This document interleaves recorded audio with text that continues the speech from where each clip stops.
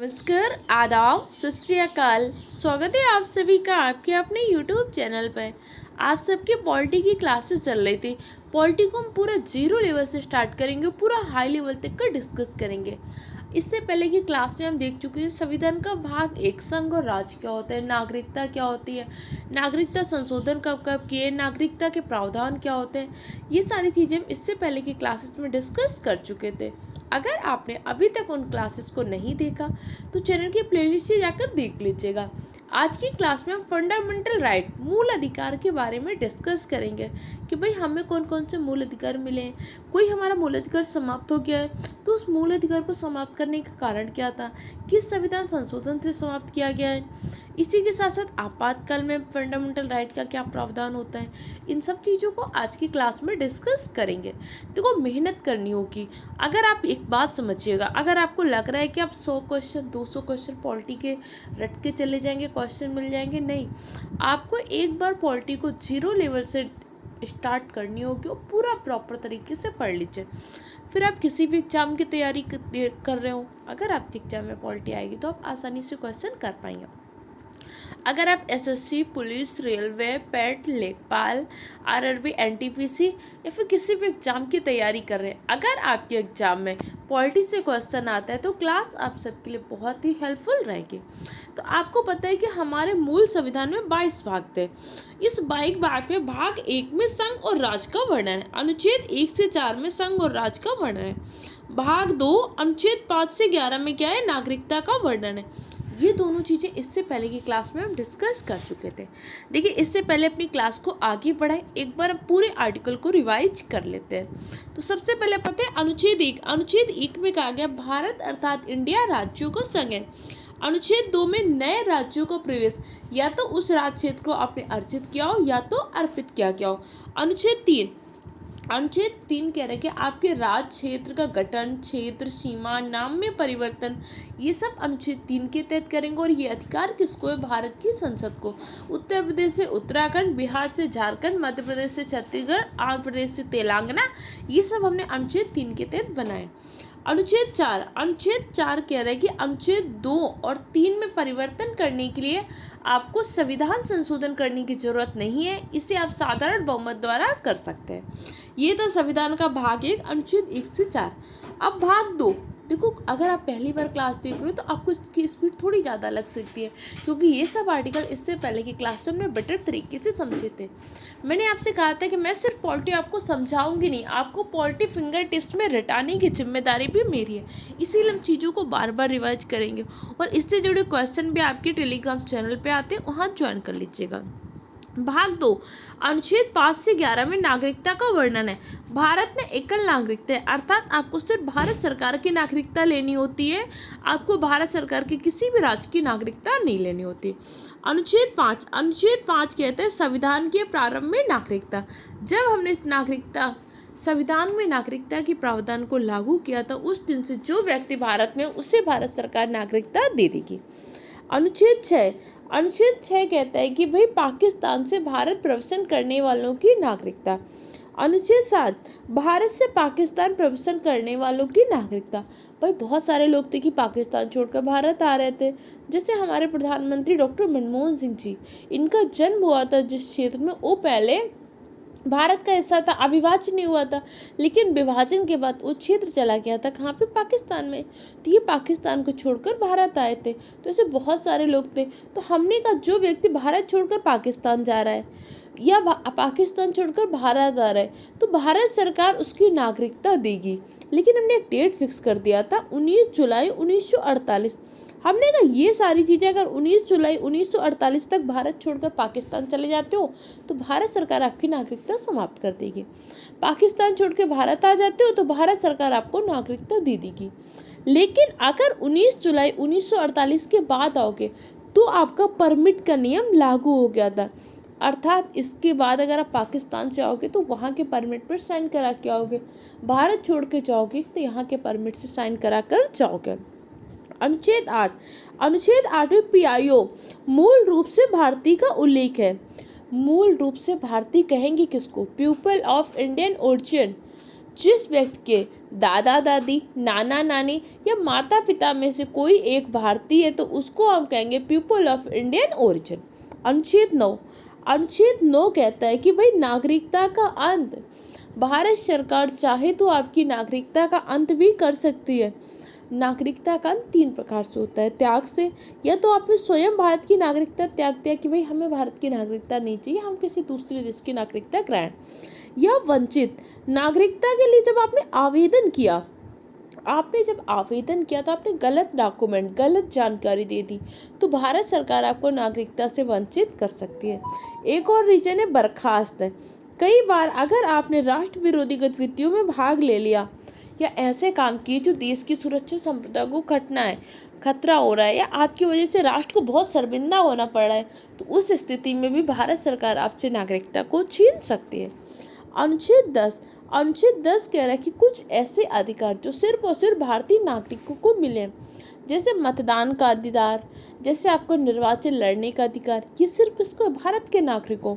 इसी तरीके से अनुच्छेद 15, 16, अनुच्छेद 19, अनुच्छेद 29 और 30 में प्राप्त अधिकार सिर्फ और सिर्फ भारतीय नागरिकों को प्राप्त मूल अधिकार है। अनुच्छेद 11 कह रहा है कि भाई संसद नागरिकता के संबंध में कानून बनाएगी, क्योंकि जब हमने अपना संविधान बनाया था तो हमने क्या किया था, कुछ मूलभूत चीज़ों पर ही नागरिकता के लिए ध्यान दिया था। क्योंकि तब तो क्या हो रहा था भाई, लोग भारत छोड़ के पाकिस्तान जा रहे थे, पाकिस्तान छोड़ के भारत आ रहे। कोई ऐसा तो था नहीं कि अमेरिका की नागरिकता छोड़ के भारत रहने आ जाए, रूस की नागरिकता छोड़ के भारत, क्योंकि भारत उस टाइम पे बहुत अच्छी कंडीशन में नहीं था। एक तो हमने विभाजन का दंश झेला था, ऊपर से अंग्रेजों ने हमें, जो भारत सोने की चिड़िया थे, पूरा सोना तो लूट कर चले गए थे, हमें सिर्फ चिड़िया बना के छोड़ के गए थे। मतलब हमारी कंडीशन, एक तो अंग्रेजों ने हमारा इतने लंबे टाइम तक शोषण किया था, बहुत ज़्यादा बुरी थी। अंग्रेजों ने भारत को सिर्फ कच्चा माल का स्रोत बना रखा था। दूसरा, उसी टाइम पे हमने विभाजन का दंश झेला, इतने सारे जो हुआ था दंगे झेले, तो भारत की स्थिति बहुत खराब थी। तो कोई दूसरा देश भारत में आके क्यों रहना चाहेगा, दूसरे देश का नागरिक। तो हमने अनुच्छेद 11 में क्या दिया कि भविष्य में अब हमें जरूरत पड़ेगी नागरिकता कानून बनाने की, तो ये अधिकार हमने दे दिया भारत की संसद को कि नागरिकता के संबंध में कानून बनाने का अधिकार भारत की संसद को है। नागरिकता कानून कौन बनाएगी? संसद ने पहली बार 1955 में नागरिकता कानून बनाया, जिसमें हमने अलग अलग टाइम पे संविधान संशोधन किया, जैसे 1986 में किया, 1992 में किया, 2003 में किया, 2005 में किया, 2015 में किया। ये सब हमने क्या कर दिया, नागरिकता में संशोधन कर दिया। नवीनतम संविधान संशोधन किया था हमने 2019 में, जिसे हम सिटीजनशिप अमेंडमेंट एक्ट के नाम से, इसी टाइम 2019 में हम NRC लेकर आए थे। ये सारी चीज़ें आपकी इससे पहले की क्लासेस में हम पढ़ चुके हैं। आज का जो हमारा टॉपिक है भाग 3, अनुच्छेद 12 से 35, जिसे हम कहते हैं मूल अधिकार का वर्णन है। अब देखो, भाग 3 को भारत का मैग्ना कार्टा भी कहते हैं। तो सबसे पहले आपको समझना होगा मैग्ना कार्टा क्या होता है। मैग्ना कार्टा का मतलब होता है भाई अधिकारों का घोषणा पत्र। भारत के लोगों को अधिकार किस भाग में मिल रहे हैं? भारत के लोगों को अधिकार मिल रहे हैं भाग 3 में, जिसे हम नाम से जानते हैं फंडामेंटल राइट, मूलभूत अधिकार या मौलिक अधिकार। इसीलिए भाग 3 को हम भारत का मैग्ना कार्टा कहते हैं। अब एक बात तो आपको समझ में आ गई, मैग्ना कार्टा का मतलब होता है भाई अधिकारों का घोषणा पत्र। लेकिन ये कि नागरिकों को भी कुछ अधिकार हैं, ये बात सबसे पहले किसने बताई? सबसे पहले 1215 में इंग्लैंड के किंग जॉन ने पहली बार अपने यहाँ के लोगों को क्या कर दिया था? अधिकारों का घोषणा पत्र या अधिकारों का मैग्ना कार्टा दिया था। तो पहली बार मूल अधिकार किसने जारी किया थी? इंग्लैंड के किंग जॉन ने। इसके बाद सबसे पहली बार फ्रांस ने अपने संविधान में मूल अधिकार को स्थान दिया। 1789 में फ्रांस ने अपने संविधान में मूल अधिकार को स्थान दिया।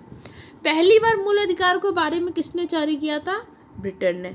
ब्रिटेन के किंग थे जॉर्ज, इन्होंने पहली बार अपने संविधान में स्थान किसने दिया था? 1789 में फ्रांस ने। कहीं ना कहीं भारत तो हमारा स्वतंत्र कब होता है? 1947 में। कहीं ना कहीं हम क्या कर रहे थे? दूसरे देशों का अवलोकन कर रहे थे। हमने अमेरिका का अवलोकन किया कि अमेरिका ने क्या किया था, फेडरल पर साइन कराया था। फेडरल में साइन कराया तो अमेरिका में अपना ही गृह युद्ध हो गया, तो हमने उससे सीख ले लिया था कि भाई हमें फेडरल पे नहीं साइन कराना, हमें तो यूनियन में साइन कराना है। फेडरल और यूनियन में अंतर क्या होता है, इससे पहले की क्लास में भाग 1 में हमने बहुत डिटेल से पढ़ा था, अगर नहीं पता हो तो देख लीजिएगा। हमेशा एक चीज़ ध्यान रखना, भारत ने दूसरे देश की अर्थव्यवस्था से बहुत अवलोकन किया था। हमने देखा था यार पूंजीवादी अर्थव्यवस्था की ये समस्याएं आ रही, समाजवादी के साथ ये समस्याएं आ रही, तो हम क्या करते हैं, हमने दोनों का मिला जुला ले लिया, हमने अपनी अर्थव्यवस्था को बना दिया मिश्रित। ऐसे में अलग अलग देशों के संविधानों का अवलोकन किया, अवलोकन करके जो चीज़ हमें वहाँ की अच्छी लगी उस चीज़ को हमने अपनी भारतीय परिस्थिति के अनुसार ढाल लिया। जैसे कई बार आप मेंस वगैरह की तैयारी करते हो तो इस तरह से क्वेश्चन आते हैं, क्या भारतीय संविधान उधार का थैला है? भारतीय संविधान उधार का थैला नहीं है।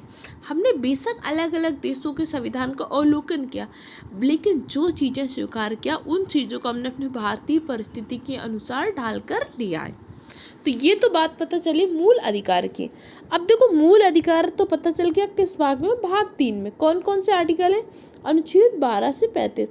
अगर आप अनुच्छेद 12 से 35 को पढ़ लेते हैं तो इसका मतलब आपने फंडामेंटल राइट को पढ़ लिया। अच्छा, मूल अधिकार हमने लिया कहाँ से? तो मूल अधिकार हमने लिया यूएसए के संविधान से। अब एक क्वेश्चन अक्सर पूछते हैं, मूल अधिकार क्या वाद योग है और बाध्यकारी है क्या? तो पहली बात तो आपको एक बात समझनी होगी, वाद योग क्या होते हैं। वाद योग का तात्पर्य ऐसे मामले से होते हैं जिनके हनन होने पर उस मामले को लेकर आप कोर्ट चले जाओ। अब भाई कोर्ट ऐसे तो नहीं जाओगे कि आपका पेन चोरी हो गया, आप बोलो नहीं मैं तो जा रहा हूँ कोर्ट जाऊँगा, मैं तो सुप्रीम कोर्ट जा रहा हूँ, मैं तो हाई कोर्ट जाऊँगा, मैं तो जिला न्यायालय जाऊँगा। ए भाई क्लास में मेरा पेन चोरी हो गया है, या मैं रास्ते से आ रहा तो मेरे कान का झुमका गिर गया है, मुझे तो कोर्ट जाना है। क्या ऐसी स्थितियों में आपके मामले कोर्ट को लेकर जा सकते हो? नहीं। इससे क्या होगा, कोर्ट की अवमानना होगी और हमारे कोर्ट का भी टाइम बर्बाद होगा।